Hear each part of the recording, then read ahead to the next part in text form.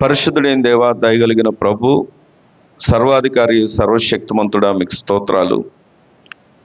మీ ముందు ఈ దినము కూడా మేము ఉండడానికి మీరు అనుగ్రహించిన కృపను ఎరిగి, మీ మాట గొప్పది, మీ మాట మాకు ఆదరణనిచ్చేది, నెమ్మదినిచ్చేది.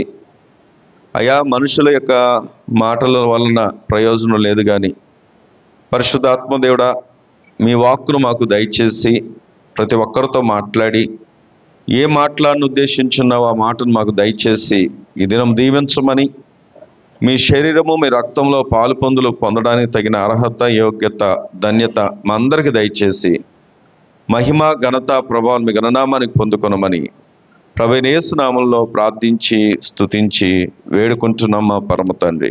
ఆమేన్. రండి, దేవుని యొక్క పరిశుద్ధ గ్రంథము నుండి లేవియాకాండం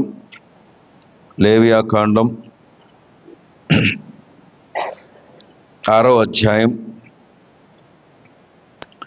లేవియాకాండం 6వ అధ్యాయము 12వ వచనం చదువుకుందాం. 12, 13 వచనం. బలిపీఠం మీద అగ్ని మండుచుండవలెను, అది ఆరిపోకూడదు. ప్రతి ఉదయమున యాజకుడు దాని మీద కట్టెలు వేసి దాని మీద దహన బలి ద్రవ్యమును ఉంచి సమాధాన బలియగు పశువు క్రొవ్వును దహింపవలెను.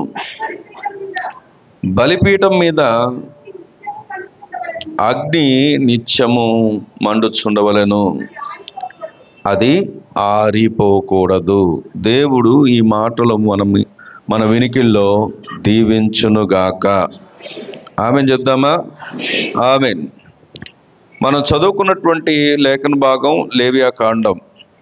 మనం చూసినటువంటి అధ్యాయము 6వ అధ్యాయము. చదువుకున్నటువంటి వచనము 12, 13 వచనాలు. ఇక్కడ ఒక మాటతో ముగించబడింది.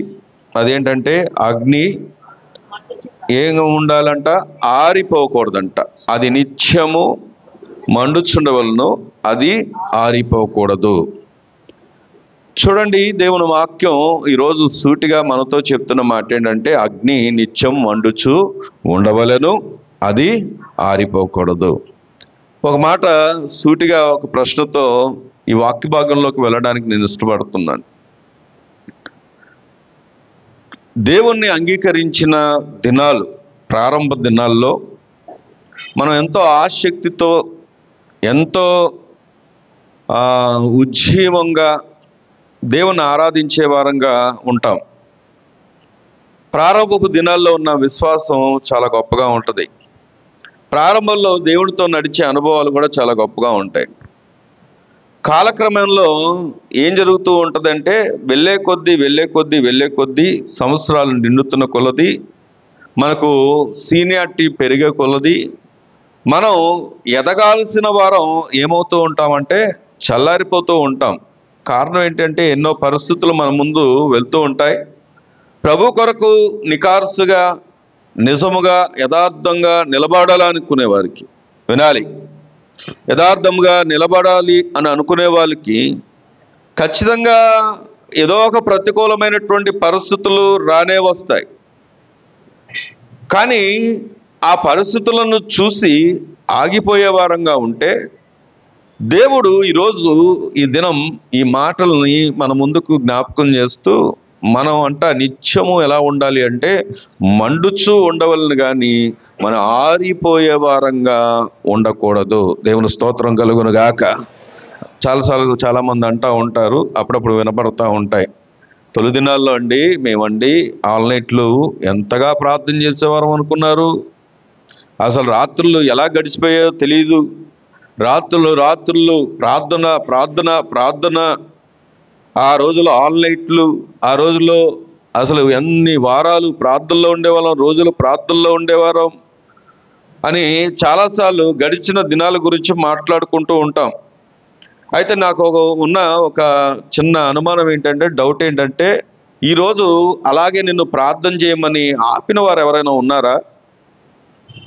ఎవరైనా అలాగున ప్రార్థన చేయొద్దు, మందిరానికి రావద్దు, మీరు ఆన్లైట్లో ఉండొద్దు, లేకపోతే ప్రార్థనలో ఉండొద్దు, మీరు మునుపుల్లాగా ఉద్యోగంగా ఉండకూడదు, మునుపుల్లాగా అధికమైనటువంటి ఆ పరుగులు ఉరుకులు ఉండకూడదు అని ఆపిన వారు ఎవరైనా ఉన్నారా అంటే ఎవరు లేరు. మరి ఎందుకు ఆగిపోతున్నాం, ఎందుకు ఆగిపోయాం, ఎందుకు ఆగిపోవాలని అనుకుంటున్నాము అంటే కారణం, నీవు దేవుడు కోరుకున్నటువంటి ఆ యొక్క మండుచున్నటువంటి అనుభవాలు నీ దగ్గర లేవు. అందుకే ప్రభు ఈరోజు దేవుని వాక్యం ద్వారా మరొకసారి మన ముందుకు వస్తూ మాట్లాడుతున్నటువంటి మాట ఏంటంటే, మనం నిత్యము మండుచున్న అగ్ని వలె ఉండవలను, మనం ఎప్పటికీ కూడా ఆరిపోకూడదు. నీ పక్కన ఉన్న తట్టి చెప్పండి, నీవు ఆరిపోకూడదని. మనం ఎలా ఉండాలి? నీ పక్కన ఉన్న తట్టి చెప్పండి, నువ్వు మండుచుండవలనని. ఎలా ఉండాలి? మనం మండుచూ ఉండాలి, నిత్యం మండుచూ ఉండాలి. ఆరిపోతే తీసి ఏం చేస్తారంటే పక్కన పడేస్తారు. అదే మండుచు అంటే పట్టుకోవడానికి భయపడతారు, దాన్ని టచ్ చేయడానికి భయపడతారు. అదే ఆరిపోతే ఆగిపోతే ఏం చేస్తారంటే ఇక ఇది ఉపయోగం లేదు, ఇది బూడిద అని చెప్పేసి దాన్ని ఏం చేస్తారంటే పక్కకు విసిరేస్తారు. ఇప్పుడు చెప్పండి, ఆరిపోయే అనుభవంలో ఉండాలని నువ్వు కోరుకుంటున్నావా, లేకపోతే మండుచున్నటువంటి అనుభవంలో ఉండాలని నువ్వు కోరుకుంటున్నావా అనే ప్రశ్నకు సమాధానం నీ హృదయంలో దాచుకొని, ఈరోజు మండుచున్నటువంటి అనుభవాల్లో ఉండాలి అంటే దేవుని వాక్యం దగ్గరికి మనము రావాలి. దేవుని స్తోత్రం కలుగురుగాక. దేవుని వాక్యం దగ్గరికి ఎందుకు రావాలో ఒక చిన్న ఉదాహరణ నేను జ్ఞాపకం చేస్తాను. ఏంటా ఉదాహరణ అంటే 2011వ సంవత్సరం. వినాలి వినాలి వినాలి వినాలి, జాగ్రత్తగా వినండి. 2011వ సంవత్సరంలో ఒక 84 సంవత్సరాలు ఉన్నటువంటి వ్యక్తి, అతని పేరు హెన్రీ మొరెల్లో. ఫారిన్ కంట్రీస్లో ఉన్న పేరు అది. హెన్రీ మొరెల్లో అనేటట్టు ఆయన ఒక 84 సంవత్సరాలు ఆయన వయసు. అతను తను ఒక జర్నీ చేస్తూ కార్ డ్రైవింగ్ చేసుకుంటూ వెళ్తూ ఉంటే వెళ్తున్నటువంటి క్రమంలో అతను దారి తప్పిపోయాడంట.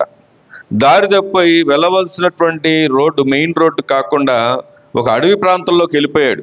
తెలియకుండానే ఘాట్ రోడ్లోకి వెళ్ళిపోయి అక్కడికి వెళ్ళిపోయి, అరే ఇక్కడ ఏదో పొరపాటు జరిగింది, నేను ఏదో రోడ్డు రాంగ్ డైరెక్షన్లో వచ్చానని చెప్పేసి మళ్ళీ ఏం చేశాడంట, వెనక్కి వస్తుంటే అతని కారు ఆ యొక్క నిర్మానుష్యమైనటువంటి ప్రాంతంలో ఏమైపోయిందంటే కారు దిగబడిపోయిందంట. దిగబడిపోయిన తర్వాత అతను ఎంత ప్రయత్నం చేస్తున్నా బయటికి రాలేకపోతున్నాడు, అది ఇంకా కూరుకుపోతుంది. అక్కడ ఆయన్ని హెల్ప్ చేయడానికి ఎవరు లేరు, సహాయం చేయడానికి ఎవరు లేరు. తర్వాత ఒక 5 రోజుల తర్వాత అతను గుర్తించబడ్డాడు. ఎందుకంటే కొద్దిగా అడ్వాన్స్ ప్రాంతాలు కాబట్టి ఏమైపోయాడో ఏంటని ట్రాక్ చేసి ఏం చేసి మొత్తానికి అతను గుర్తించారు. అతని దగ్గరకు వచ్చి చూసినప్పుడు అతను క్షేమంగానే ఉన్నాడు, సురక్షితంగా ఉన్నాడు. అతను సురక్షితంగా ఉన్నప్పుడు వీళ్ళందరికీ ఆశ్చర్యం అనిపించింది. ఆయన వయసు ఎంత చెప్పాను నేను? 84 సంవత్సరాలు. 5 రోజులు ఎలా నువ్వు ఉండగలిగావు, ఎలా నువ్వు తట్టుకోగలిగావు, ఎలాగ నువ్వు సర్వైవ్ అవ్వగలిగావు అని అడిగినప్పుడు అతను చెప్పిన మాట ఏంటో తెలుసా? నేను ఇక్కడ ఇరుక్కుపోయానని తెలిసి నాకు అర్థమైపోయింది, నాకు ఎవరు హెల్ప్ చేస్తారని నేను అర్థమైపోయింది, ఎవరు హెల్ప్ చేయలేరని. అప్పుడు నా కార్లో ఉన్నటువంటి కార్ మాన్యువల్ని నేను చదివాను. కార్లో ఉన్న మాన్యువల్ అంటే కార్లో బుక్స్ ఇస్తూ ఉంటారు, బైకుల్లో కూడా బుక్స్ ఉంటాయి, మాన్యువల్ అని ఉంటుంది. దాన్ని అసలు ఎప్పుడు చూడం మనం, దాన్ని అసలు చూడం. నువ్వు ఫోన్ కొన్నా దాంట్లో మాన్యువల్ ఉంటుంది. ఆఖరికి నువ్వు ఏ వస్తువు కొన్నా ఒక చిన్న మాన్యువల్ ఉంటుంది, దాన్ని ఎలా ఉపయోగించాలని. దాన్ని మనం రాగానే మొట్టమొదటిగా తీసేది ఏంటో తెలుసా? దాన్ని తీసి పక్కన పడేస్తాం. అయితే ఎందుకు ఈ మాట చెప్తున్నానంటే, మాన్యువల్ యొక్క ప్రాముఖ్యత ఏంటో నాకు కూడా ఒకసారి నా అనుభవంలో నేను తెలుసుకున్నాను. సరే, ఈ విషయాన్ని చెప్పి నా అనుభవంలో జరిగిన విషయం కూడా చెప్తాను నేను. ఈయన ఆ మాన్యువల్ చదివాడంట. ఎక్కడ వైపర్ వాటర్ ఉంటాయో, ఏ విధంగా ఆ యొక్క కారులో దేన్ని ఎలా ఉపయోగించుకోవాలో అన్నిటిని చదివి ఆ 5 రోజులు కూడా ఆయన ఆ వైపర్ వాటర్ తాగి సర్వైవ్ అయ్యాడంట. దేవుని స్తోత్రం కలుగును గాక. మాన్యువల్ చదివి ఆయన క్షేమంగా ఉన్నాడు. మనకున్న మాన్యువల్ ఏంటో చెప్పండి. మన మాన్యువల్ ఏంటి? బైబుల్, దేవుని వాక్యం.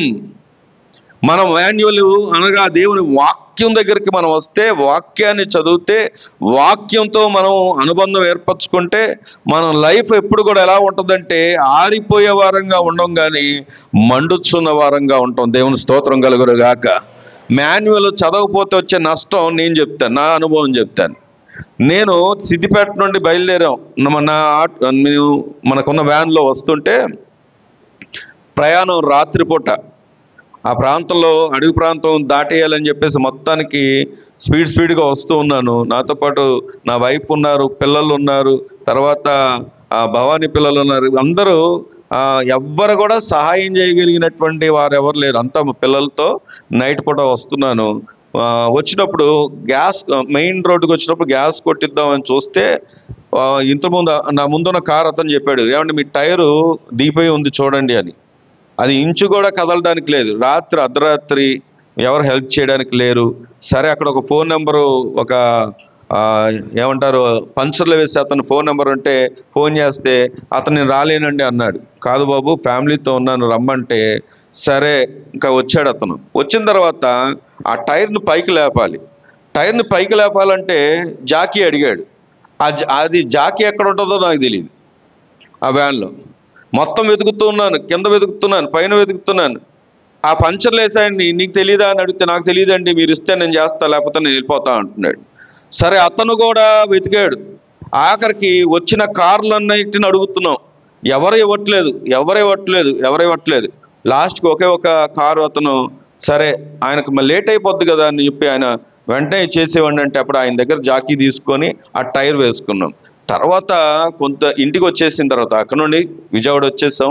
ఇంటికి వచ్చాక ఇంతకీ దీంట్లో జాకీ ఎక్కడ ఉంటుందా అని యూట్యూబ్ ఓపెన్ చేసి యూట్యూబ్లో చూస్తే ఆ జాకీ ఎక్కడ ఉంటుందంటే ఎదురుగుండానే ఉంటుంది. నేను లేదేమో అనుకున్నాను, కానీ ఆ జాకీ ఎక్కడ ఉంటుందంటే ఎదురుగుండా ఉంటుంది, ఆ బాయినట్లో ఉంటుందని సంగతి అప్పుడు ఆ టైంలో ఆ టెన్షన్లో నాకు ఆలోచన రాలేదు.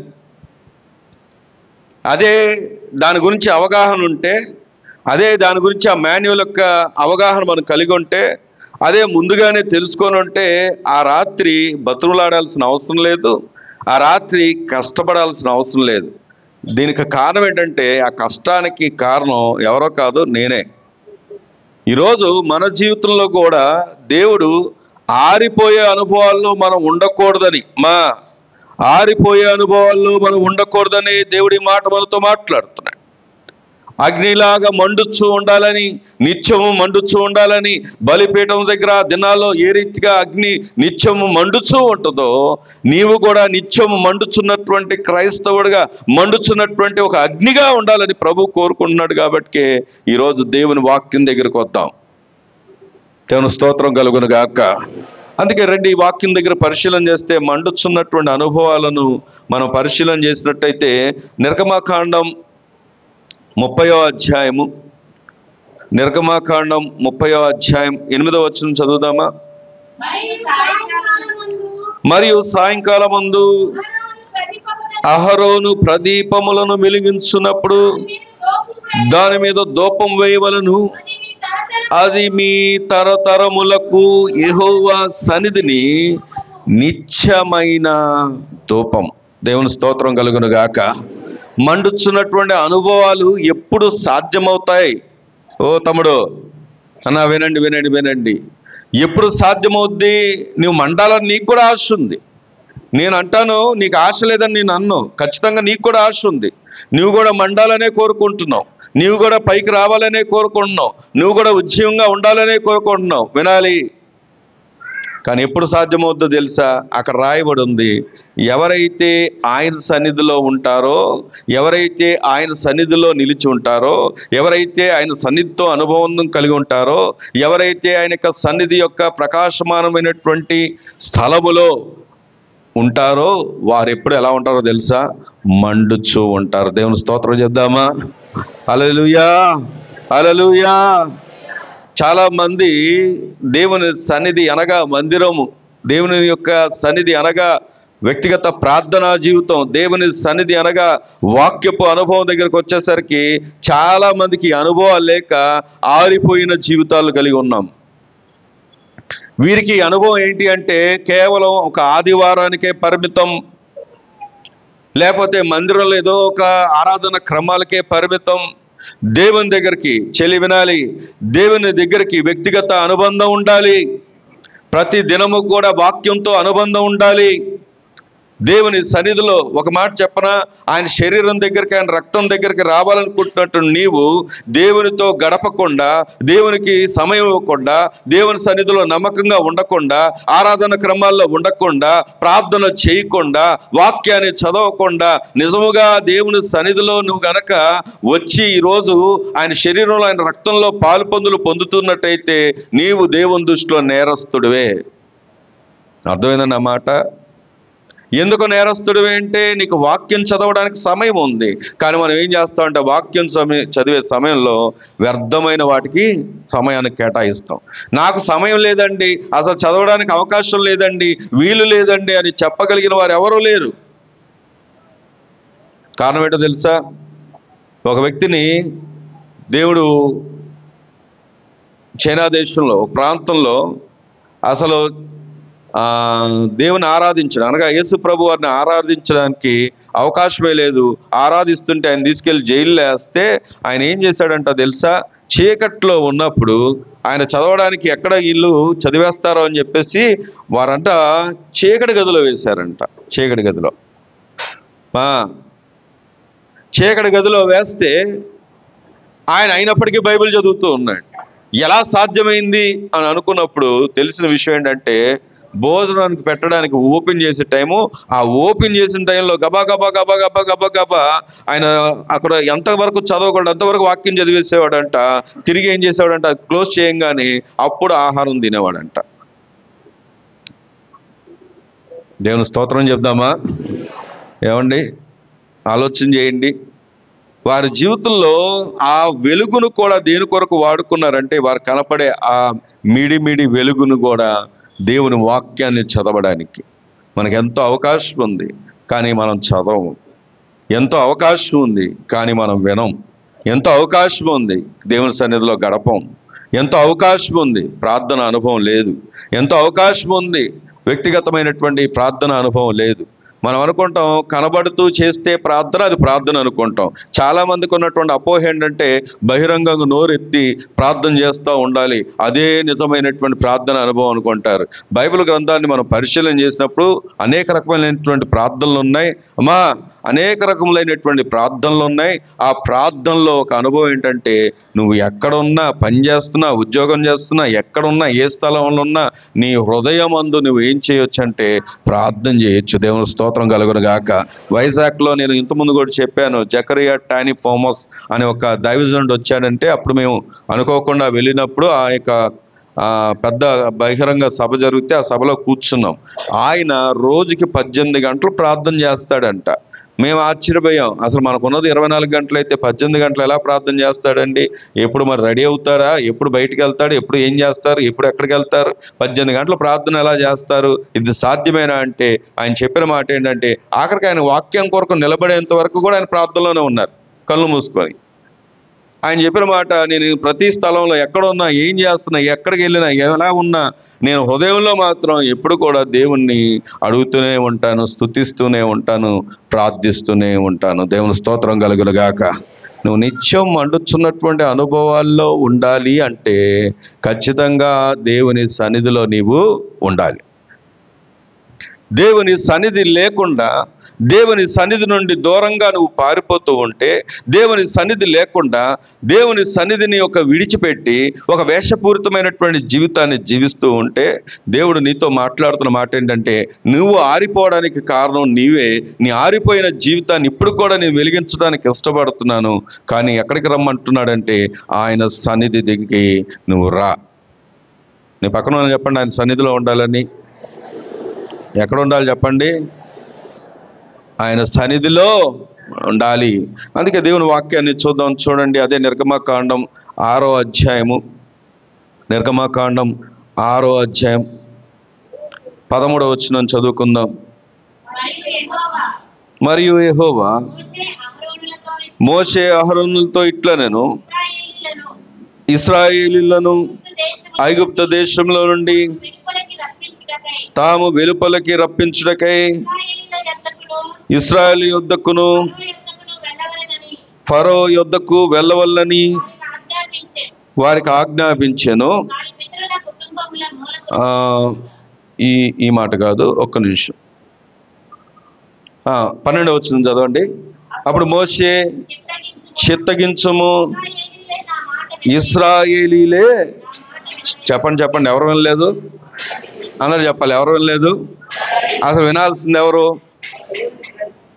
దేవుని ప్రజలు దేవుని మాట వింటే దేవుడు వారిని విడిపిస్తాడు. దేవుని ప్రజలు దేవుని మాటకు లోబడితే దేవుడు వారిని రక్షిస్తాడు. దేవుని ప్రజలు దేవునికి లోబడితే దేవుడు ఆశీర్వదిస్తాడు. కానీ బాధాకరమైన విషయం ఏంటంటే వినని వారు ఎవరంట? నేను ఒక మాట సూటిగా అడుగుతున్నాను. అసలు వీరు ఐగుప్తులో మూలుగుతున్నారు, ఐగుప్తులో బానిసత్వంలో కొట్టుమిట్లాడుతున్నారు, ఐగుప్తులో వేదంతో ఉన్నారు. ఆ వేదంలోంచి వచ్చినటువంటి మూలుగులను దేవుడు ఏం చేశాడంట? విన్నాడు.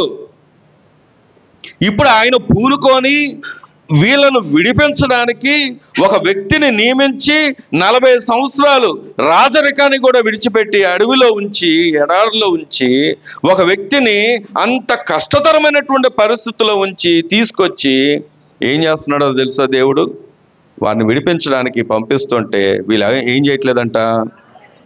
ఒక్క మాట అడుగుతున్నాను, నష్టం ఎవరికండి? దేవుడు విడిచిపెడితే ఎవరికి నష్టం? దేవునికా? మాట వినని వారికి. ఈరోజు ఈ మాట మీకు వినబడుతుంది, వినండి వినండి వినండి. దేవుడి వాక్యం ప్రకటించబడుతున్నప్పుడు చాలామంది సిల్లీగా తీసుకుంటారు. దేవుడి వాక్యం ప్రకటించబడుతున్నప్పుడు ఈ పాస్టర్ గారు ఎప్పుడు చెప్పే మాటలేండి అనుకుంటారు. ఎప్పుడు ఎన్నిసార్లు వినలేదు, ఎంతమంది చెప్తుంటే వినలేదు అని ఈ రోజుల్లో, ఈ దినాల్లో ఈ యూట్యూబ్, రకరకాల మీడియా ద్వారా, టీవీల ద్వారా ఈ వాక్యం కూడా ఏమైపోయిందంటే వ్యసనం అయిపోయింది. వ్యసనం అంటే ఏంటో తెలుసా? వింటా ఉంటాం, పెద్దగా ఏముండదు, పెద్దగా ఏం చలనం ఉండదు. అలవాటు అయిపోయింది మనకి. అలవాటు అయిపోయిన తర్వాత దాని సీరియస్నెస్ తెలియదు. కానీ వినండి వినండి, డిజిటల్ రూపంలో విన్నా లేదా దేని రూపంలో విన్నా, నేనేం దాన్ని మిమ్మల్ని వినొద్దు అని చెప్పట్లేదు. కానీ ఒక్క మాట చెప్తున్నాను, దేవుని సేవకుడిగా ఒక వ్యక్తిని దేవుడు నియమించి ఆ వ్యక్తి ద్వారా మాట్లాడుతున్నప్పుడు ఆ మాటను గనక మీరు వినకపోతే, అనగా దేవుని సన్నిధిలో, దేవుని మందిరంలో మీ కాపరి మాట్లాడుతున్నప్పుడు వినకపోతే నష్టం ఎవరికి? నేను ఆ మాట పలకను. నష్టం ఎవరికి? ఏమండి? వినండి వినండి వినండి. ఈరోజు దేవుడు ఆ ఇశ్రాయేల్ ప్రజల గురించి జ్ఞాపకం చేస్తూ, నా ప్రజలే నా మాట వినట్లేదు, వినకపోతే దేవుడు విడిచిపెడితే వారి పరిస్థితి ఏంటని వారికి అర్థం కాలేదు. కానీ సంతోషకరమైన విషయం ఏంటంటే మోషే ఆ ప్రజల పక్షంగా మొదట నేను వెళ్ళను ప్రభువా అన్నాడు. కానీ అదే మోషే, ప్రభువా ఈ ప్రజలను క్షమించు ప్రభువా అన్నాడు. దేవుని స్తోత్రం కలుగును గాక. నేను అనుకుంటా ఉంటాను, ఒకప్పుడు అనుకునేవాడిని, ఆ పాత దినాల్లో జాబ్ చేసుకుంటూ ఉంటే చక్కగా అప్పుడప్పుడు మా ఫ్రెండ్స్ పెడతా ఉంటారు, గ్రూప్ ఉంది, దాంట్లో పెడతా ఉంటారు, ఒక్కొక్కడు ₹1,00,000 సంపాదిస్తున్నాం, డబుల్ శాలరీలు వస్తున్నాయి, పెన్షన్ వస్తుంది, డబుల్ శాలరీలు వస్తున్నాయి, ఇలాంటివి పెడతా ఉంటారు. అసలు నిజంగా ఆలోచన చేసినప్పుడు ఒక్కొక్కసారి మనిషి ఆలోచన ఊరికి అలా ఫ్లాష్ అవుద్ది. ఏంటో తెలుసా? జస్ట్ అలా ఫ్లాష్ అవుద్ది. నీకెందుకు వచ్చింది కష్టాలు? చక్కగా వీళ్ళతో అనిపించుకోవాల్సిన పని ఏముంది? చక్కగా జాబ్ చేసుకొని నీ శాలరీ నువ్వు ఎంజాయ్ చేస్తూ చక్కగా నీ ఇంట్లో, నీ ఇంటి వారికి నువ్వు ఉన్నంతకాలం, నీ తర్వాత కూడా బెనిఫిట్స్ అన్నిటిని అనుభవిస్తూ ఉండాల్సిన నీవు ఎందుకు వచ్చింది తెప్పలో అని ఎక్కడో సాతానుగాడు ఏం చేస్తాడు తెలుసా? ఒక ఫ్లాష్ అలా వేస్తాడు, ఒక బాణం వేస్తాడు. కానీ గొప్ప విషయం ఏంటంటే, నేను నా జీవితంలో సేవకు రావాలని కానీ, సేవ చేయాలని కానీ, ఇలా నిలబడతాను కానీ, ఇలా ప్రకటిస్తానని కానీ నా జీవితంలో ఎప్పుడూ ఊహించలేదు. కానీ దేవుడు దాని కొరకు ఏం చేశాడో తెలుసా?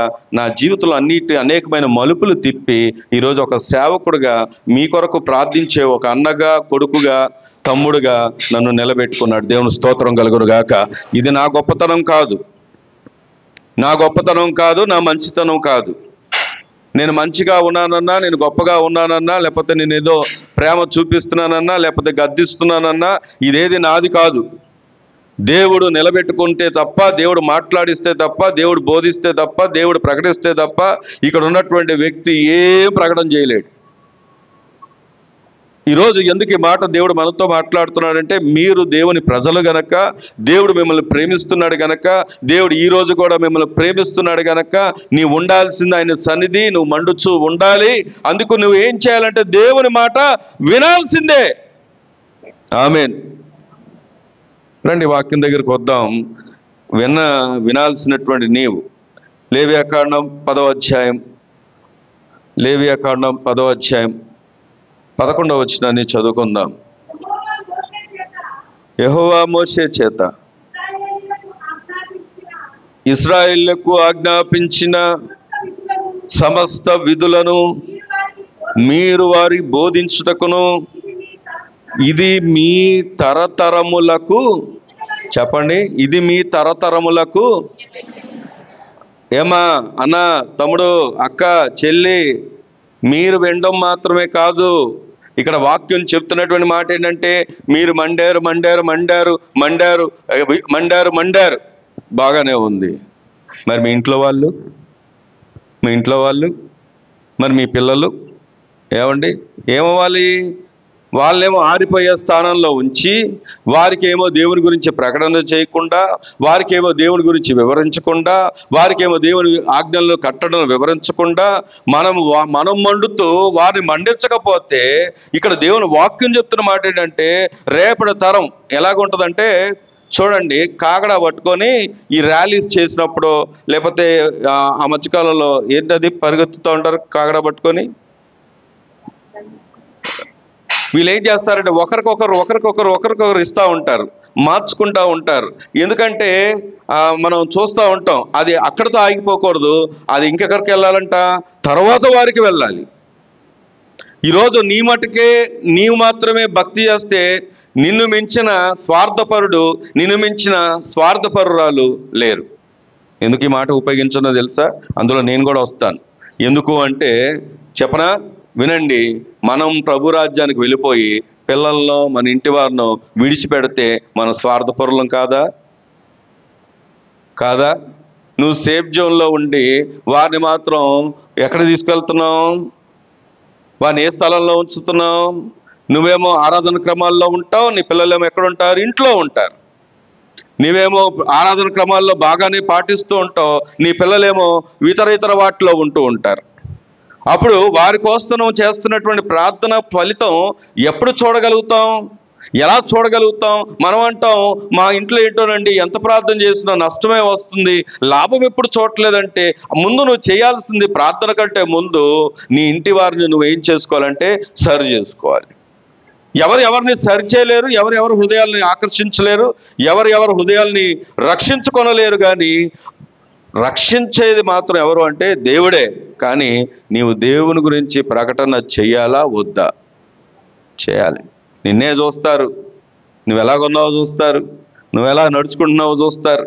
ఎందుకంటే చాలామంది ఎలా ఉంటారు అంటే, దేవుని సన్నిధిలో ఒకలాగుంటారు, బయట ఒకలాగుంటారు. దేవుని సన్నిధిలో భక్తిగా కనబడతారు, బయట ఒకలాగా విధానం కలిగి ఉంటారు. కానీ వారి పిల్లల్లో ఏం కనబడుతుందో తెలుసా? నిన్ను మందిరంలో చూసేది చాలా తక్కువ. ఎందుకు అంటే వారు మందిరంలో మనం కల్పించే సమయం కొద్దిగే, కానీ ఇంట్లో ఉండే సమయం ఉంది చూసారా, అది ఎక్కువ. నీ ప్రవర్తన, నీ హావభావాలు, నీ క్రియలు, నీ ఆలోచనలు, నీ మాటలు, నీ తలంపులు, నీ ఉద్దేశాలు, నువ్వు నడుస్తున్న నడక, అన్ని దేవుడు వారి ముందు చూపిస్తూ ఉన్నాడు. అందుకే ఎవరో అన్నారు, the parents are the best slate అంట. స్లేట్ అంటే ఏంటో తెలుసా? పలక ఎప్పుడు ఉపయోగిస్తారు? ప్రారంభంలో. ఈరోజు అందుకే ఇశ్రాయేల్ ప్రజలతో దేవుడు చెప్పిన మాట ఏంటంటే, మండుచున్న అనుభవాల్లో నీవుండి, నీ ఇంటి వారుండి, నీ పిల్లలు ఉండాలి అంటే ఖచ్చితంగా నువ్వు దేవుని యొక్క కట్టడాలను, దేవుని మాటలను వారికి ఏం చేయాలంటే చెప్పాలి. దేవుని స్తోత్రం కలుగును గాక. ఏ రోజైనా ధైర్యం చేసి, ఏమండి, నేను ప్రార్థనలో ఉంటున్నా, ఉపవాస ప్రార్థనలో ఉంటున్నా, లేకపోతే సిద్ధపాటు కూడికలో ఉంటున్నా, లేకపోతే బుధవారం పురుషుల సహవాసంలో ఉంటున్నా, లేకపోతే స్త్రీల కూడికలో ఉంటున్నా, లేకపోతే ఇతర ఆరాధన క్రమాల్లో ఉంటున్నా, నేను ఉన్న టైంలో నా ఇంటి వారైనటువంటి నీవెందుకు ఉండలేదని ఏ రోజైనా నీ ఇంటి వారిని ప్రశ్నించావా? ఏ రోజైనా అడిగావా? ఏ రోజైనా నీ ఉన్న స్థలం మందిరం నువ్వు వెళ్ళంగానే నీ ఇంట్లో వాళ్ళు నీ ఇంట్లో ఉన్నప్పుడు ఏ రోజైనా నువ్వు అడగగలిగావా నువ్వెందుకు ఎక్కడ ఉన్నావని? మరి ప్రార్థన ఎలా వింటాడు దేవుడు? ప్రార్థనకు ప్రతిఫలం ఎలా వస్తుంది? ఈరోజు ఎందుకు ఈ మాట అంటే చాలా స్పష్టంగా చెప్పాడు. మరొకసారి చదువుతాం, చూడండి 10వ అధ్యాయంలో. యెహోవా మోషే చేత ఇశ్రాయేలుకు ఆజ్ఞాపించిన సమస్త విధులను మీరు వారి బోధించుటకును అది మీ తరతరములకు నిత్యమైనటువంటి కట్టడ. దేవుని స్తోత్రం కలుగును గాక. ఇది ఆప్షన్ కాదు. ఆప్షను కాదు. ఇది నిత్యమైన కట్టడ, అంతే. నిత్యమైన కట్టడ. నేను ఒక ఉదాహరణ చెప్పనా? ఈ మధ్యకాలంలో అతని పేరు కూడా చెప్తాను నేను.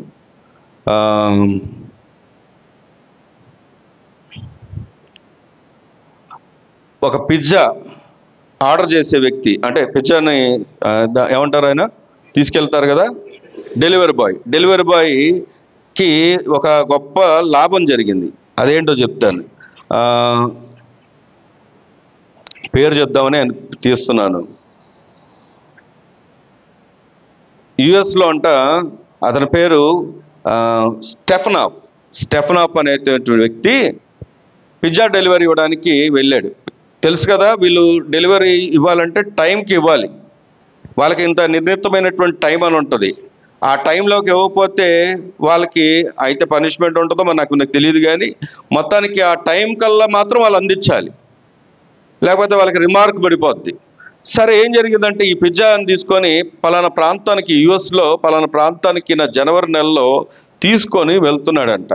వెళ్తున్న క్రమంలో బాగా మంచు పడుతుంది.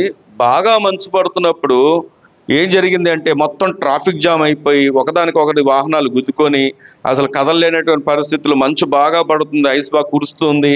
అప్పుడు అందరూ సహజంగా ఈయన ఏం చేయొచ్చు, వదిలే క్యాన్సిల్ చేసుకొని వెనక్కి వచ్చేయచ్చు. కానీ ఈయన తెగించి వెళ్ళి ఆ పిజ్జాని డెలివరీ చేశాడంట. ఈ వెళ్తున్నటువంటి క్రమంలో ఒక పోలీస్ ఆఫీసర్ ఈయన్ని చూస్తూ ఉన్నాడు. ఏంటి ఈయన ఇలాగ వెళ్తున్నాడు, ఎంత అవసరమా అని అనుకుంటున్నాడంట. వెళ్ళి డెలివరీ చేసి వస్తున్నప్పుడు అతను ఆపాడు. నువ్వు ఎక్కడికి వెళ్ళావు అంటే, ఇలా డెలివరీ ఇవ్వడానికి వెళ్ళానండి అంటే. ఎంత మంచు పడుతుంది, ఇలాగ యాక్సిడెంట్ అయ్యింది, ఇక్కడ అంతా ట్రాఫిక్ జామ్ అయింది, వెళ్ళాల్సిన అవసరం ఉంది అని అడిగి, సరే నీకేమన్నా టిప్ ఇచ్చారా అని అడిగారంట. ఇచ్చారండి. ఎంత ఇచ్చారు అంటే $2 ఇచ్చారండి అన్నాడు. అంతేనా, $2 ఇచ్చారంటే? అవును, $2 ఇచ్చారండి అన్నాడు. సరే, వాళ్ళు నిన్ను గుర్తించపోయినా నేను గుర్తిస్తున్నా, నేను గమనించాను, ఇదిగో నీకు $15 అని చెప్పి ఒక $15 ఆయనకి ఇచ్చాడంట. అయితే అక్కడితో అయిపోలేదు. జరిగింది ఏంటంటే, ఈ విషయాన్ని ఆయన ఒక గో ఫండ్ మీ అంటే ఒక ఫండ్ను తయారు చేసేటటువంటి దాంట్లో పోస్ట్ చేసి, ఇదిగో ఇలాంటి ఆయన న్యాయంగా నమ్మకంగా వెళ్ళాలి అనుకొని అలాంటి కష్టతరమైన పరిస్థితుల్లో కూడా పిజ్జా డెలివరీ చేయడానికి వెళ్ళాడు అని చెప్పి ఆ గో ఫండ్ మీ అనేటటువంటి ఆర్గనైజేషన్ దాంట్లో పోస్ట్ చేశాడంట. విచిత్రం కాదు, గొప్ప విషయం ఏంటంటే, అది చదివిన వారు దాదాపుగా ఎన్ని డాలర్లు ఇచ్చారో తెలుసా? $16,000 ఆ వ్యక్తికి ఫండ్ రైజ్ అయ్యి వారికి ఇవ్వబడిందంట. దేవుని స్తోత్రం కలుగును గాక. కారణం చెప్పండి, కారణం ఏం చెప్పండి? నమ్మకత్వం. మన దీవెన ఎక్కడుందో తెలుసా? దేవుని దగ్గర మనకున్న నమ్మకత్వాన్ని బట్టే. మనిషి గుర్తించి మనిషే ఆ నమ్మకత్వానికి ఒక గుర్తింపునిస్తే, నిన్ను నిత్యము గమనిస్తున్నటువంటి దేవుడు మరి ఎంత నమ్మకమైనటువంటి ఆయన ఇవ్వబోతున్న బహుమానాల్ని ముందుంచబోతున్నాడు. ఎంత గొప్ప బహుమానాల్ని ముందుంచబోతున్నాడు. ఏదో ఆయన శరీరం దగ్గరికి, ఆయన రక్తం దగ్గరికి అది ఒక రొట్టెలాగా, ఒక ద్రాక్షారసంలాగా, ఏదో తప్పదు ఆచారపూరితంగా ప్రతి నెల ఇది జరగాల్సిందే అని చెప్పి పాలు పొందుతున్నావా? దేవుడు నీతోనే చెప్తున్నాడు. దేవుడు కోరుకునేది ఇది కాదు. దేవుడు కోరుకునేది ఏంటంటే నువ్వు మండుచున్న అనుభవం ఉండాలి నీ దగ్గర, నమ్మకమైనటువంటి అనుభవం ఉండాలి నీ దగ్గర. నమ్మకత్వాన్ని దేవుడు చూస్తున్నాడు. ఎందుకంటే ఆయన వస్తున్న దినాల్లో అంట విశ్వాసం చూస్తే విశ్వాసులు కనపడరంట, నమ్మకమైన వారు కనపడరంట. ఒక మాట గుర్తుపెట్టుకో, నమ్మకమైన వారికి ఏముందో తెలుసా? మేలులున్నాయి. నమ్మకమైన వారికి మెండైనటువంటి దీవెనలు ఉన్నాయి. ప్రియ సంగమా, ఇది నా మాట కాదు, దేవుడు మనతో మాట్లాడుతున్న మాట. ఆచారపూరితమైనటువంటి భక్తి దేవుని సంతోషపెట్టలేదు. విశ్వాసం లేకుండా దేవునికి ఇష్టడై ఉండుట అసాధ్యం, అసాధ్యం. కాబట్టి ఇప్పటికైనా ఆరిపోయిన స్థితిలో ఉన్నావేమో. ఎందుకు రావట్లేదంటే ఎన్నో కారణాలు చెప్తావు, కారణాలన్నీ వరుసగా పెట్టుకుంటావు. అసలు సాకు అనేది ప్రప్రథముగా ప్రారంభంలో సాకుంది చూసావా? నీవిచ్చిన అనే మాట చెప్పాడు ఆదాం. ఎందుకు నువ్వు పాపం చేసావంటే ఆయన చెప్పిన మాట ఏంటో తెలుసా? నీవిచ్చిన అన్నాడు. దేంటో తెలుసా? నేరం నాది కాదయ్యా, నేరం ఎవరిది? నీదే. అదే పాపం. ఈరోజు ఏం చేస్తామంటే అది ఫలాన్ని బట్టండి, దాన్ని బట్టండి, అందు బట్టండి, ఇందు బట్టండి, రాలేకపోయానండి, అదండి ఇదండి, అదండి ఇదండి. కానీ ఆరిపోతున్నావు, నీకు అర్థమవుతుందా? ఆగిపోతున్నావు, నీకు అర్థమవుతుందా? నీ దీవెనల దగ్గర ఆగిపోతున్నావు, నీకు అర్థమవుతుందా? నీ ఆశీర్వాదాన్ని కోల్పోతున్నావు, నీకు అర్థమవుతుందా? అందుకే ప్రభు చెప్తున్నాడు, ప్రభు మనందరితో మాట్లాడుతున్నాడు, ఈ దినమైన మండుచున్న అనుభవాల్లోకి మనము వద్దాం. దేవుని స్తోత్రం కలుగును గాక. దేవుడు నిన్ను అలాగున దీవించును గాక. ఆమేన్, ఆమేన్. రండి దేవుని వాక్యాన్ని చూద్దాం. కీర్తన గారు రాసినటువంటి మరొక మాటను చూద్దాం. 5వ అధ్యాయం, 5వ కీర్తన 11వ వచనాన్ని చదువుకుందాం. నిన్ను ఆశ్రయించు వారందరూ చెప్పండి, నిన్ను ఆశ్రయించు వారందరూ నీవే వారిని కాపాడుదు గనుక వారు నిత్యము ఆనందధ్వని చేదురు. దేవుడు నిన్ను నిత్యము ఆనందధ్వని చేసే వ్యక్తిగా దీవించునుగాక. ఆమేన్. అయితే దేవుడు మనతో చెప్తున్న మాట ఏంటంటే, అలా ఉండాలంటే మనం ఏం చేయాలి? ఏం చెప్పండి? ఎవరిని ఆశ్రయించాలి? ఏదన్నా అవసరంతో ఉంటే ఏ ఫ్రెండ్ సహాయం చేస్తాడు, ఏ వ్యక్తి సహాయం చేస్తాడు, ఏ మనిషి సహాయం చేస్తాడని మనుషుల దగ్గరికి ఎంత త్వరగా పరిగెత్తుతామే. ఎవరు నా పక్షంగా ఉంటారు, ఎవరు నా పక్షంగా నిలబడతారని మనం అధికారులను వెతుక్కుంటూ ఉంటామే. కానీ దేవుడు చెప్తున్న మాట ఏంటంటే, నువ్వు ఆశ్రయించాల్సిన మనుషులను కాదు, వ్యక్తులను కాదు, నువ్వు ఆశ్రయించాల్సింది ఎవరినో తెలుసా? దేవుడిని. నీ పక్కన ఉన్న చెప్పండి ఆ మాట. దేవుణ్ణి ఆశ్రయిస్తే దేవుడు మనకిచ్చే గొప్ప భాగ్యం ఏంటంటే, వారంట సంతోషించుదురు అంట. వారంట ఎలా ఉంటారంట? ఆయన కాపాడుతాడంట. వారంట నిత్యము ఏం చేస్తారు చెప్పండి? ఆనందధ్వని చేస్తారు. ఒక్క మాట అడిగినా, నిజంగా ఈ మాట ఇప్పటికిప్పుడు సూటిగా అడుగుతున్న మాట, నాకు సమాధానం చెప్పొద్దు. నీ హృదయంలో నిజంగా సంతోషం ఉందా? నీ హృదయంలో నిజంగా అలాగే ఆనందం ఉందా? నిత్యము సంతోషించే అనుభవాల్లో నీవు ఉన్నావా? ఈ మాట నాకు చెప్పనక్కర్లేదు. మీ మటుకు మీరు సమాధానం, నీ మటుకు నువ్వు సమాధానం చెప్పుకో. ఎందుకు నాలో సంతోషం లేదు? ఎందుకు సంపాదిస్తున్నా సంతోషం లేదు? ఎందుకు నేను కష్టపడుతున్నా సంతోషం లేదు? ఎందుకు నేను ప్రయాసపడుతున్నా సంతోషం లేదు? ఎందుకు నేను ప్రార్థిస్తున్నా సంతోషం లేదు అంటే, దేవుడు దానికి చెప్పిన ఒకే ఒక ప్రశ్న, సమాధానం ఏంటో తెలుసా? నీవు ఆయన్ని ఆశ్రయించట్లేదు. ఆశ్రయించేవారు దేవునికి స్థానం ఇస్తారు. ఆశ్రయించేవారు దేవునితో ఉంటారు. ఆశ్రయించేవారు దేవుని సన్నిధిని మెదుగుతారు. ఆశ్రయించేవారు సంఘముతో ఉంటారు, సహవాసంతో ఉంటారు. ఆశ్రయించేవారు సేవకులతో ఉంటారు. దేవుని స్తోత్రం కలుగును గాక. ఎందుకో తెలుసా? మోషేతో ఆ ప్రజలు ఉన్నంత కాలం మోషే వారిని కాపాడుకుంటూ వచ్చాడు. మోషే ఎన్నోసార్లు ప్రాధేయపడ్డాడు, ఎన్నోసార్లు ఆ ఉగ్రత రాబోతుంటే, ప్రభువా నేను ప్రయాసపడేది ఎందుకు అంటే, ఒకవేళ నువ్వు వారిని చంపితే, వారు కనుక నశించిపోతే అప్పుడు ఏమంటారు అంటే, ఇశ్రాయేల్ ప్రజల్ని ఐగుప్తులో ఉన్నప్పుడు ఉంచకుండా వారి దేవుడు తీసుకొచ్చి చంపాడంటారేమో. అక్కడ కూడా దేవుని మహిమ కొరకు, దేవుని ఘనత కొరకు నిలబడ్డాడు గనకే ఏం జరిగిందో తెలుసా? ఆ ప్రజలు కాపాడబడ్డారు. దేవుని స్తోత్రం కలుగును గాక. ఈరోజు ప్రియ సంఘమా, నువ్వు కాపాడబడుతున్నది ఎలాగో తెలుసా?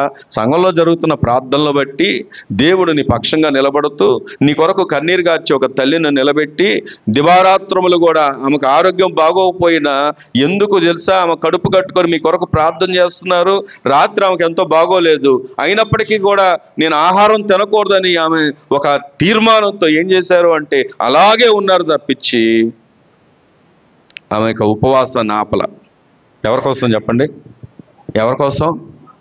అనేకమైన వ్యతిరేకమైన మాటలు ఆమె మీద మాట్లాడుతూ ఉంటాం చాలాసార్లు. మనం అనేకమైనటువంటి వ్యతిరేక ప్రచారాలు ఆమె గురించే చేస్తూ ఉంటాం. ఆమెను బట్టి ఆమె అమ్మగారు ఇలాగ, అమ్మ ఇలా ఒక మాట చెప్పనా, అసలు ఆమె ఉండి గనకే మనం ఇంకా క్షేమంగా ఉన్నాం. ఆమె ద్వారానే, ఆమె చేస్తున్న ప్రార్థనల ద్వారానే దేవుడు మనల్ని, అంటే మన ప్రార్థనలు వినడా అంటే దేవుడు ఒక తల్లిని మన కొరకు నియమించాడు. దేవుని స్తోత్రం కలుగును గాక. అందుకే చూసావా, సెయింట్ అగస్టిన్ ఆయన చెప్పిన సాక్ష్యం ఏంటో తెలుసా? నేను పాపంలో కొట్టుకెళ్ళిపోతున్నటువంటి నా జీవితాన్ని నా తల్లి ప్రార్థన కన్నీరు ఏం చేసుకొచ్చిందంటే కొట్టుకొని తీసుకొచ్చింది. దేవుని స్తోత్రం కలుగును గాక. నేను ఈరోజు సెయింట్ అగస్టిన్ అయ్యానంటే కారణం నా తల్లి ప్రార్థన.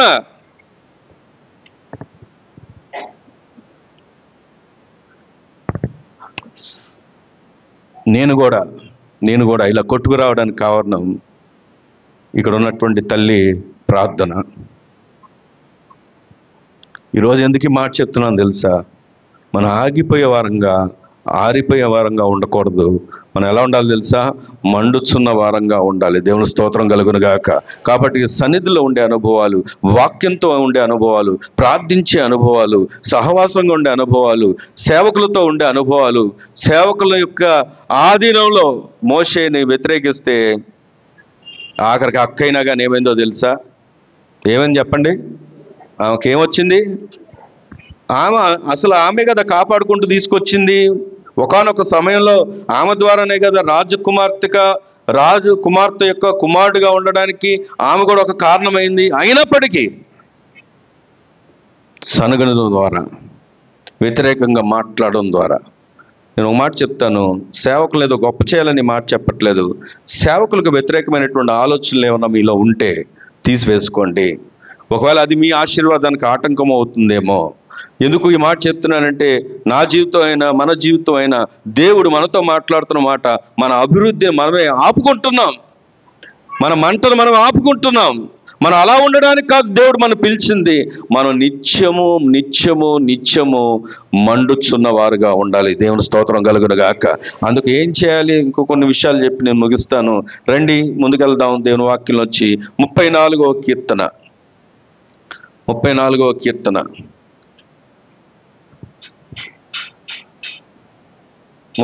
కీర్తన మొదటి వచనం చదువుదామా? ఎప్పుడంట? నేను ఎల్లప్పుడూ యెహోవాను సన్నుతించెదను, నిత్యము ఆయన కీర్తి నా నోట ఉండదు. ఒక మాట చెప్పనా? ఈ కీర్తన రాసినప్పుడు దావీదేం సంతోషంలో ఉండి ఈ కీర్తన రాయిలా. దావీదు రాసినటువంటి ఆ కీర్తన యొక్క బ్యాక్గ్రౌండ్ పైన పరిశీలన చేస్తే అక్కడ రాయబడి ఉంది, దావీదు అబీమెలెకు ఎదుట వెర్రివాని వలె ప్రవర్తించి అతని చేత తోలివేయబడిన తరువాత రచించిన కీర్తన. ఒక వెర్రివాడులాగా అయిపోయినటువంటి పరిస్థితుల్లో ఎవరైనా దూషిస్తారు, ఏంటి నా జీవితం ఇలా చేసావు అని. కానీ దూషిస్తున్నాడా? ఏమని చెప్పండి? ఎన్నిసార్లు అంటామో మనం దేవుణ్ణి, నా స్థితికి కారణం నువ్వే, నేను రాకపోయినా బాగుండేది, ఒకప్పుడులాగా ఉన్నా బాగుండేది, పూర్వమే బాగున్నాను, పూర్వస్థితే బాగుంది, ఇప్పుడు వచ్చి ఇలాగ అయిపోయాను అని అనుకుని అంటూ ఉంటారు. చూసారా? అసలు ఒక మాట చెప్పనా? ఈరోజు నీ ఊపిరి అనగా ముక్కులోకి వెళ్తున్నటువంటి గాలి ఉంది చూసారా? ఒక్క నిమిషం దేవుడు ఆపాడంటే, పట్టించాడంటే, బిగించాడంటే మన పరిస్థితి ఏంటి? నేను నా ప్రయాణంలో వెళ్తున్నటువంటి ఈ ప్రయాణాల్లో, ఈ సేవా పరిచర్లో జరుగుతుందేంటో తెలుసా? ఎంతోమంది లాస్ట్ మినిట్లో హాస్పిటల్లో ఉన్నప్పుడు వెళ్ళిన అనుభవాల్లో నేను చూసింది ఏంటో తెలుసా? ఊపిరి ఆడక, ఊపిరి అందక వారు ఆ యొక్క వెంటిలేటర్ల మీద ఉండి చాలా ఇబ్బందులు పడుతూ లాస్ట్కి వారు ప్రాణాలు విడిచిన వారు ఉన్నారు. ఎందుకు ఈ మాట చెప్పానో తెలుసా? మన ఊపిరి యొక్క విలువ అంత గొప్పది. దేవుడు ఏం చేశాడని ఎప్పుడు దేవుని ప్రశ్నించొద్దు. దేవుడు నీకు ఊపిరినిచ్చాడు. నువ్వు తింటున్నటువంటి ఆహారం నీ పల్లెం దాకా వస్తే నేను కొనుక్కున్నాను అనుకుంటున్నావేమో. ఒక దేశంలో వీళ్ళు ఏం చేశారంటే అక్కడ ఉన్నటువంటి కరెన్సీని ప్రింట్ చేశారంట. కరెన్సీని ప్రింట్ చేస్తే అందరూ ధనవంతులు అయిపోతారు, ఇంకా సమస్య ఉందని కరెన్సీని ఎక్కువగా ప్రింట్ చేస్తే ఏమైందో తెలుసా? ఎవరు పని చేయట్లేదు, ఎవరు పండించట్లేదు, ఎవరు ఏది కూడా అమ్మట్లేదు, అందరూ ధనవంతులు, అందరి దగ్గర ధనం ఉంది. ఇప్పుడు ఏమైపోయింది? ఆహార కొరత వచ్చింది, ఆహారం లేదు. అప్పుడు ఏ డబ్బులనైతే కావాలనుకున్నారో ఆ డబ్బుల్ని రోడ్ల మీద వెదజల్లేశారు. ఆ డబ్బుల మీద నడుస్తున్నారు. మాకు ఏం కావాలి అంటే ఆహారం. డబ్బులు పెట్టి తినగలవా? డబ్బుల్ని చెప్పండి. నోటుని తినగలవా? నోటు నీ ఆహారం తీర్చగలదా? బంగారం నీ ఆహారం తీర్చగలదా? తీర్చలేదు.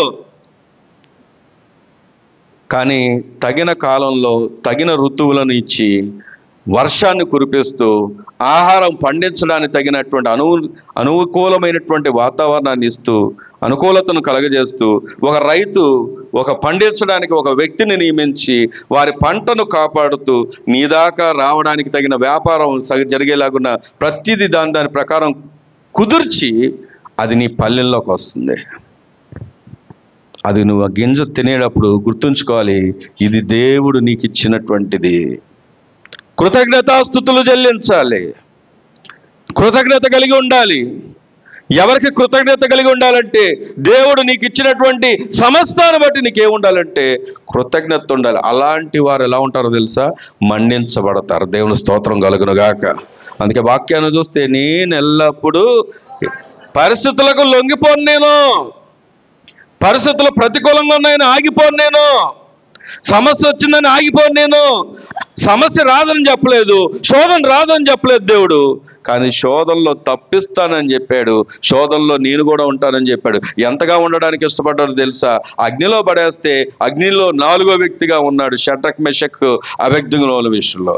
సింహాల బోల్లో పడేస్తే సింహాల బోల్లో ఉన్నాడు ఆయన.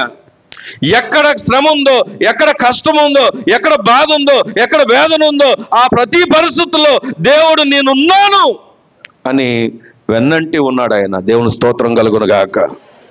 ఈరోజు ఎందుకు ఈ మాట చెప్తున్నాను తెలుసా? స్తుతించే అనుభవం, సన్నుతించే అనుభవం, స్తోత్రించే అనుభవం, ఘనపరిచే అనుభవం, కృతజ్ఞత కలిగిన వారంగా ఉంటే దేవుడు నిన్నేం చేస్తాడో తెలుసా? మండిస్తాడు. అదే 34వ కీర్తనలో ఉంటుంది. మరొక మాట ఉంది అక్కడ చూడండి, 34:16 వచనం. దుష్క్రియలు చేయవారి జ్ఞాపకమును భూమి మీద నుండి కొట్టివేయుటకై ఎవరంట? చెప్పండి, ఎవరంట? యెహోవా సన్నిధి వారికి. మనం ప్రారంభం ఎక్కడి నుండి ప్రారంభించాం చెప్పండి? ఎక్కడ ఉండాలని ప్రారంభించాం చెప్పండి? ఎక్కడ ఉండాలని ప్రారంభించాం? యెహోవా సన్నిధిలో. సన్నిధి.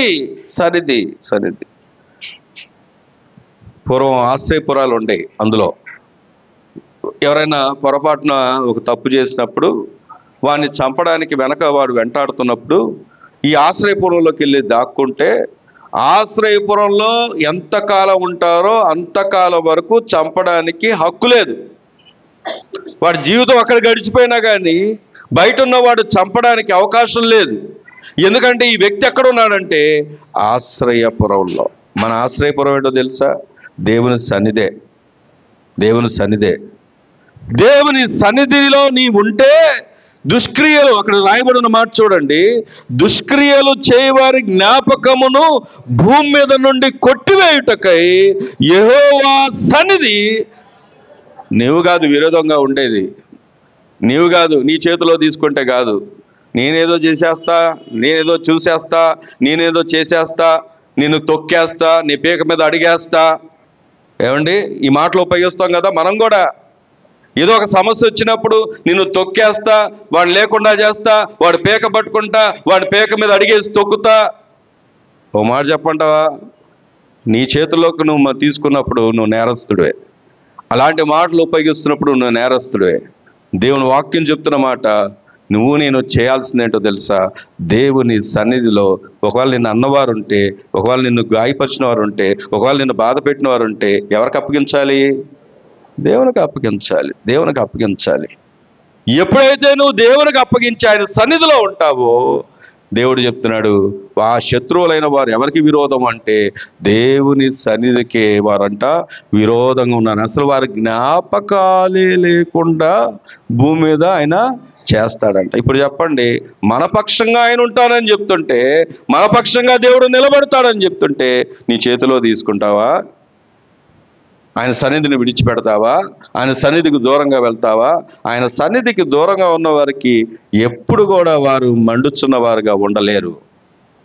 ఈరోజైనా ఒక తీర్మానం తీసుకుందాం. మనం ఆయన సన్నిధిలో ఉండడానికే ప్రభువైన యేసు క్రీస్తు వారు మనం చేయలేనిది, మన వల్ల కానిది, మనం పొందుకోలేని ఆ అమూల్యమైనటువంటి రక్తమును, అమూల్యమైనటువంటి ఆ యొక్క రక్షణను ఇవ్వడానికి ఆయన రక్తమును, ఆయన యొక్క శరీరమును అప్పగించుకున్నాడు సిలువలో.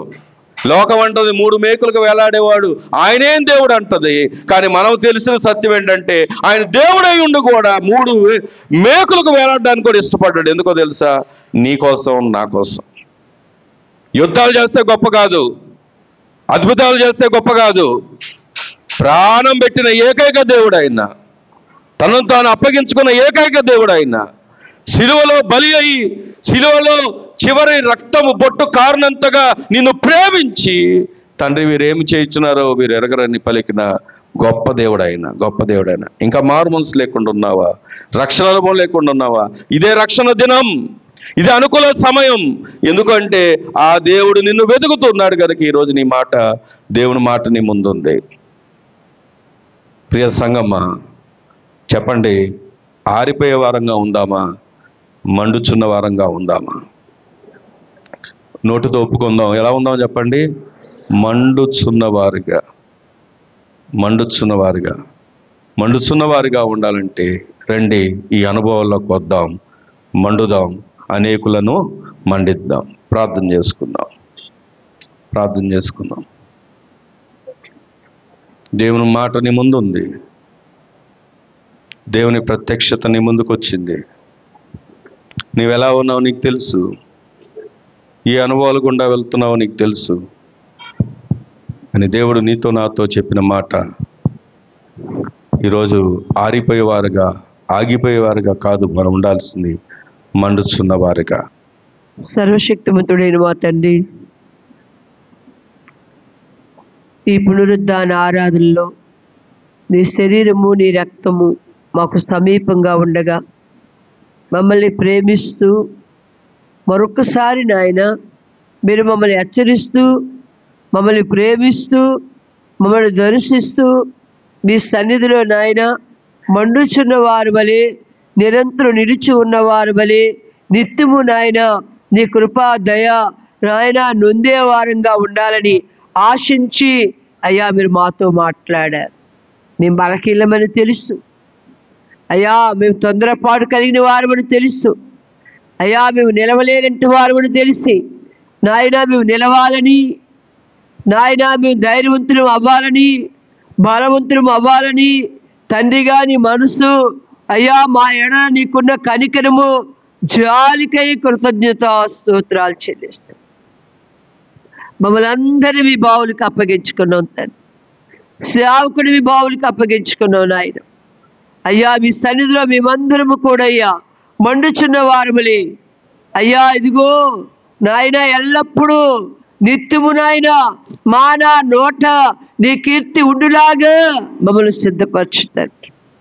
దేవా నీ కొందన మా విరోధులు, నాకు విరోధ భావము కలిగిన వారు మా ఎడల ఎవరైనా ఉంటే అయ్యా వారి కొరకు విజ్ఞాపన, ప్రార్థన, క్షమాపణ హృదయముతో మొరపెట్టే అనుభవాలు మాకు దయచేయండి. ప్రేమించే అనుభవాలు మాకు దయచేయండి. సమాధానం వెతికే అనుభవాలు మాకు దయచేయండి. అయ్యా అయ్యా అయ్యా, అదిగో నాయన, అయ్యా అయ్యా, నాడు వడ్లవాడు కుమారుడే అయ్యా, 12 ఏండ్ల వాడై అయ్యా అయ్యా అయ్యా, దయగలిగిన మాటలు తన నోట ఉండి ఆయన హెచ్చరిస్తూ ఉండగా, బోధిస్తూ ఉండగా అనేకులు ఆశ్చర్యపడ్డారు ప్రభు. అనేకులకు ఆశ్చర్యము కలిగింది నాయన. ఈనాడు నాయన కూడున్న మా అందరి నోట కూడా దయగలిగిన మాటలయ్యా, క్షేమాభివృద్ధినిచ్చే మాటలయ్యా, ఆత్మీయాభివృద్ధిని కలగజేసే మాటలయ్యా, సమాధానాభివృద్ధి కలగజేసే మాటలయ్యా, నెమ్మది అభివృద్ధి కలగజేసే మాటలయ్యా, నాయని ప్రేమ అభివృద్ధిని అందించే మాటలయ్యా, దానిలోనే సర్వసంపద అభివృద్ధి ఉందని ఎరిగిన ఆయన అట్టి మాటలు కలిగిన వారిగా మమ్మల్ని అభిషేకం.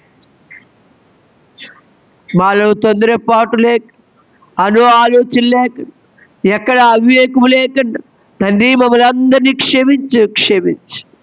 ఈ ఉపవాస కూడికలో నాయన ఇంటి వారంగా రావడానికి, నాయన బిడ్డలు తల్లిదండ్రులకు లోబడ్డానికి, నాయన భర్త భార్యకు లోబడ్డానికి, భార్య భర్తకు లోబడ్డానికి, కుటుంబాలుగా మిమ్మల్ని స్తుతించి ఆరాధించడానికి సమయం నాయన దొరకడానికి అనుకూలపరచమని ప్రార్థనలు చేస్తున్నాం నాయన. ఎదుగో తండ్రి, ఇతబడిన మాటలు మా హృదయాలు నీరు పెట్టి మీరు ఆఖరికి మమ్మల్ని ఆయుత్తపరిచి మీరు ఆమెనికి మయం పొందుకోమని మరొకసారి కూడున్న నన్ను మమ్మల్ని అందరినీ క్షమించు, కనికరించి నీ రక్త ప్రోక్షణ మా మీద ముద్రించి శుద్ధిపరిచి మయం పొందమని యేసు నామమున అడిగి పొందున్నాం తండ్రి. ఆమేన్. ఒక పాట పాడు.